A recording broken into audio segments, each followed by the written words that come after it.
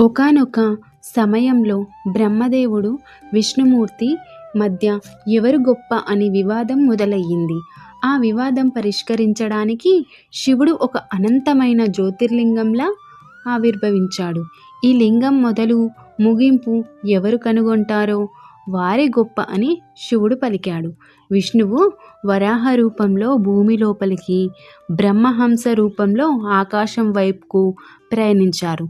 విష్ణుమూర్తి ఎంత వెతికినా అంతం దొరకక పోవడంతో నేను కనుగొనలేకపోయాను అని నిజాయితీగా ఒప్పుకున్నాడు. కానీ బ్రహ్మదేవుడు మాత్రం తను లింగం శిఖరాగ్రం చూశానని అబద్ధం చెప్పాడు.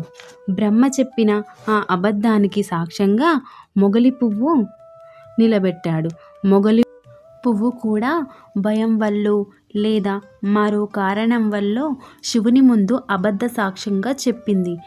సర్వాంతర్యామి అయిన శివునికి వారిద్దరూ అబద్ధం చెబుతున్నారని అర్థమై ఆగ్రహించాడు.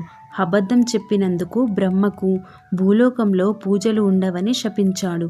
అలాగే ఆ అబద్ధానికి సహకరించిన మొగలి పువ్వును చూసి నీవు నా పూజకు ఎన్నటికీ అర్హురాలివి అని శపించాడు.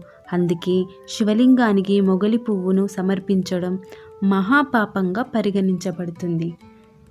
శివునికి ఇష్టమైన పువ్వులు మొగలి పువ్వును నిరాకరించిన శివుడు మారేడు దళాలు, జిల్లేడు పువ్వులు, తుమ్మి పువ్వులు మరియు గన్నేరు పువ్వులంటే ఎంతో ఇష్టం.